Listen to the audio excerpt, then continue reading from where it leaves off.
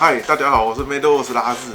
最近有没有看到一个影片，叫《干弹 W 30周年》？我看完那个影片，鸡皮疙瘩整个都站起来。你看那个影片啊，它从最一开始的 W 动画到第1季到第2季，第2季结束之后接一个很像是小说的那个封面的那个一些动画嘛。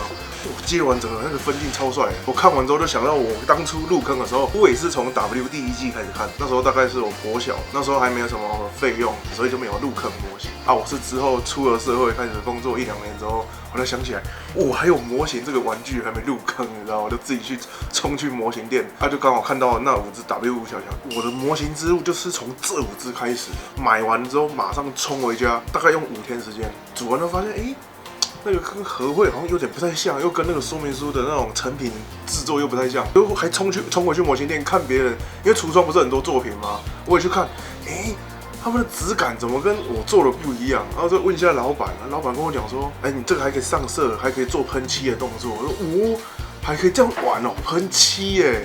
你看像这桌上这5只作品，60岁还是这里哦。这不是之前就做过了吗？没有，这不一样。这个是我们的教练，因为我们有一位被健身耽误的模型师，他是我的教练，也是小江老师的教练。让我们欢迎老虎教练登场。我跟你一样，对，我以前买模型以为被封面诈骗，对，大家都一样的，做出来奇怪，怎么跟说明书还有封面都不一样？我们才认识1年，你也是偶尔来这里喷一下，就是练习一下喷漆，就可以做出这么厉害的作品。你是怎么做的？因为这边有很重要的东西。什么东西？除了设备之外，还有你们的技术跟经验。像我本身，像我本身是色弱，我不管喷哪一支，我就先去问，阿志这什么颜色？然后他就可以给我很精确的颜色。那我就直接无脑直接喷。而且我跳过一个大家都有的步骤，什么步骤？就是我没有平喷，高光开始学。那然后你介绍一下你第1支是哪一支啊？之后我们的特殊制成有什么做了哪些？我们第1支就是从这支主角肌，这个就是全部整机喷灰，所以你会看到白色的地方，好像还蛮好看的。但到了盾牌这边，好像就偏比较暗淡，所以这个东西就是希望以后可以再让它更饱和一点这个颜色。你是黄色翅膀做的还不错啊。我先喷橘色，发现灰色完全被盖掉，然后就喷黄色，很简单就上去。但红色好像不一样。那还有这把枪，就是当初对婆做的要死。做的还蛮干净的啊。可以，100分。这是我制作的第2支死神钢弹。杯盖。什么杯盖？你干嘛写小蛋？漏英文。那这支除了加了10颗片以外，那就是大家都知道死神是黑色的嘛。对啊。所以这时候如果说喷全黑，就会变成整坨黑黑的看不太到。所以像在这边就有喷一些深灰色，当做点缀。那这样我们看起来，还有这里，它就比较不会看起来很死板。比较有一点层次的感觉，但是它又没有很明显。这个91分。好，这是第3支沙漠钢弹。那除了像这个地方。本来它是什么颜色我也看不懂，我反正就是直接橘色，然后直接加一点黄色高光就上去了。发现这样点缀它还蛮明显的，这样子一个特色在。那再来这支不一样的地方就是它这个本来是整块是白色，那我想说学一下我们布莱达师傅跳一下灰色这样子，就是遮盖一下。那这支差不多就这样子。85。为什么他85？我看心情回来。好，这是第4支重武装，那这个主要就分色。那除了白色的地方一样做高光之外，那装甲部分全部都做平喷。那再来就是做一些那个笔图的部分，因为这个实在太细了。对。你这次红色怎么跟之前的那个红色不一样？这个比较亮这个就是因为阿志突然教我一招很强的招数，就是补土不要再用灰色，对，要用粉红色的补土。喷起来才会这样很骚很亮。对啊。这几分？100分啊！这是赢科比了好不好？赢了。第5支我们神农钢弹。那为什么这支看起来好像比较厉害？对，因为我这一支前面学会了那个光影涂装，就是我们的初号机。对。初号机做完之后，开始手痒，我们就会试试看这个渐层，从深蓝色到浅蓝色，这样子。所以我们现在装甲红色也是从深红色。然后比较亮一点点，到最亮，有点偏橘色这样子。这是我这样子做出来之后，光影涂装做出来，这最后一支就是这样比较漂亮一点。然后像这个也都是笔涂的，是笔涂的，对，是笔涂的。这几分这个超一点啊，这个99。99啊，这样评的，我觉得他做的比你好哎。屁啦！哦，拿过来比一下，拿过来比一下。来，把它一起看一下。来，观众留言我是真的觉得这只比较帅。屁啦！我这是被帅好不好？我战损旧化哎。是吗？香博，你看，这个剑蛮有吸引力的。对啊，你看，赢输了，结果就是赢在剑上面。我的风格不一对啊，样啊。他有做一点战术。看这哇，这次甘拜下风了。好了，评分了，同分。以制作来说，感觉是他做的比较好了。哎，好，最后一支这个5+1，嗯那这支做好之后一样高光阴影嘛，然后这个就是多了刷一些这个旧画，哎呦，对，这个就是第一次刷旧画就是随便乱刷就对了还。不错啊。然后最后就点一些这个很像金属掉漆的地方，好像头就是边缘的地方，那这就是直接看你们的作品，这边有点我就学着点，哎呦，直接模仿，这就是我属于我的小兵，超过100分。好棒！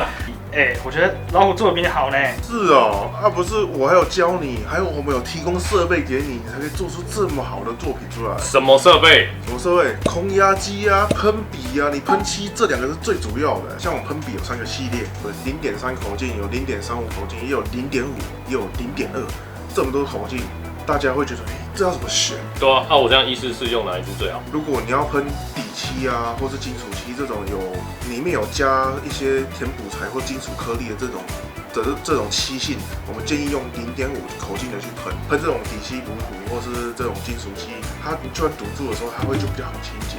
哦，对 ，N 系列还有一个0.3，它喷色漆喷出来就比较细致。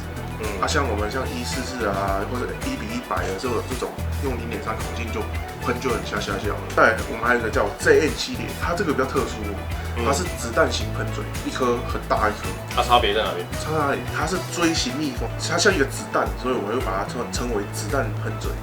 它这个很厉害，你拆不坏，因为它没有螺纹，它就是放着而已，而且它又大颗，你就算卡枪或怎样，你只要拆那一颗拿进来浸泡就可以就 OK 了。就不容易堵掉。对，而且它是0.35，它介于0.5跟0.3之间，所以它也可以喷底漆补土，也可以喷金属漆，也可以喷色漆，这么万用，超万用。如果你有经费有限，你买这一支基本处理都 OK。那这样子这么万用，为什么还要0.2？0.35跟0.2，它不是差了0.15，它可以喷得更细致，而且还可以做更些微的很小的细喷。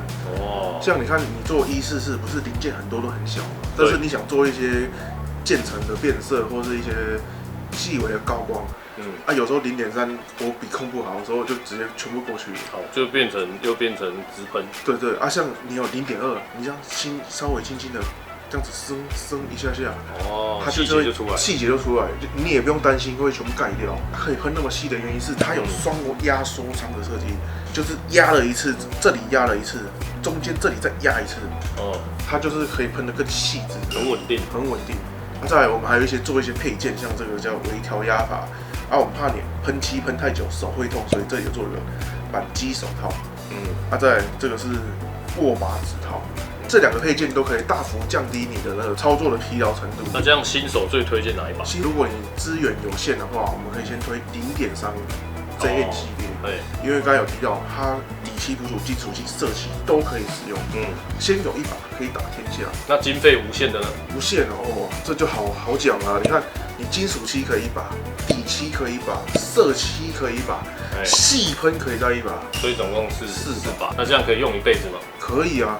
你只要正常使用，还有好好的清洁跟好好的保养，9成9都不会坏掉。所以还是习惯要好。对，习惯要好。像我刚入坑的时候，其实我笔都没坏过。你习惯这么好？我习惯超好啊！你刚才有讲嘛，经费有限，我以前就经费有限，我就一支喷笔而已，所以很宝贵。我很宝贵，我每天都洗。好，现在喷笔介绍完，那我们来介绍它要怎么喷出气体呢？你看，现在都没有，它就走这样。那怎么办？嘴巴吹哦。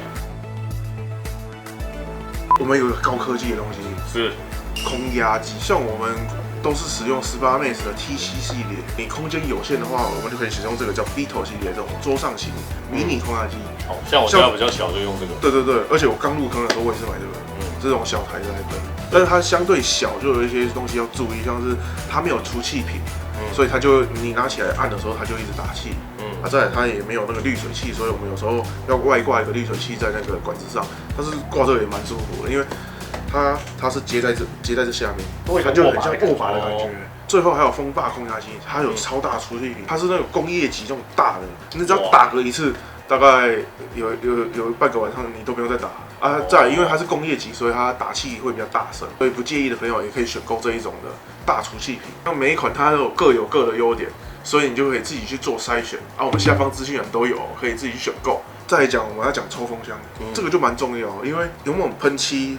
我们喷的都是油性漆啊，再来是水性漆，但是水性漆其实也要抽风箱，因为它有一些粉尘，但这些吸到身体里面也是会危害健康，对身体不好，所以一定要有个抽风箱啊，通风的地方啊，把那个粉尘啊跟那种气味把它吸出去，这样子对身体会比较好一点。有抽风箱之后，还是需要一个防毒面具，像近期影片有出现，我们有抽风箱的图片，那个是我们还在开发中。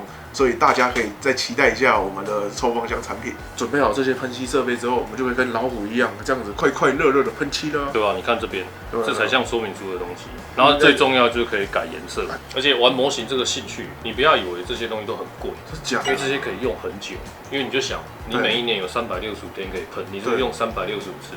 哎呦，哦，对啊。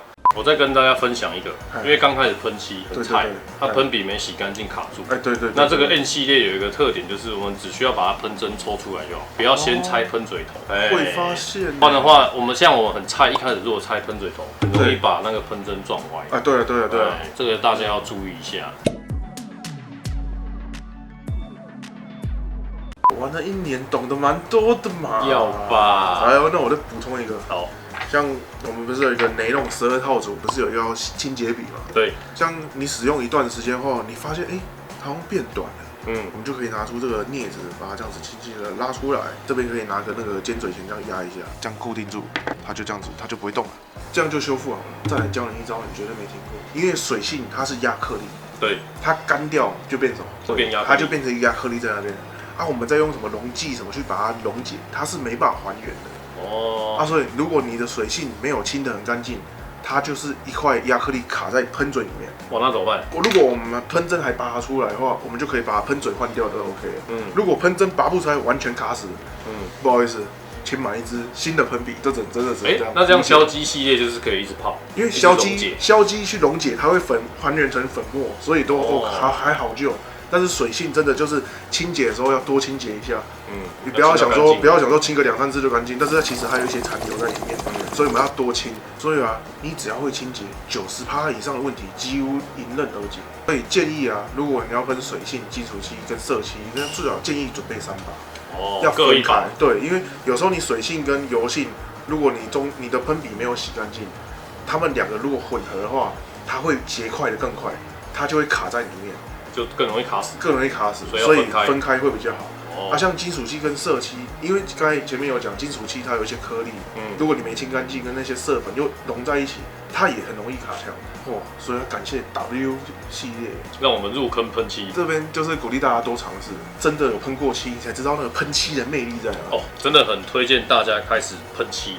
因为你看，这个就变成我喜欢的模型。对，我喜欢的模型跟我喜欢的颜色。对，好，节目就到这里啦。喜欢我们频道的朋友，记得按赞、订阅、开启小铃铛，还有多勇于尝试喷漆，人人都是喷神。拜拜，拜拜。老虎很厉害，还有创造了2个传说，你知道吗？我原本快120，你不是把我骗到现在90几？你知道下一步是什么？下一步是什么 ？RF 的时候你要到8字头。什么鬼啦！就是现在这阶段蛮开心的。这是第一个传说，第2个传说是什么？第2个传说，小强老师他原本那个关节不是全部跟那个什么快干一样，全部都卡死这样子。你现在都把他那些全部都顺了。对，他现在每天都在做模型。对啊，他原本是没办法做模型，现在都可以做，这不就很厉害吗？所以大家要开始训练。你在台中，如果在北屯区，可以来找我们5星开店。那其他如果在外县市的，那我们有一些建议的健身房可以去一下。那如果真的没有，你一定要找离家大概10分钟左右，因为太远不会去。真的太远不会去。大家记得，除了喷漆以外，也是要多运动，照顾自己的健康。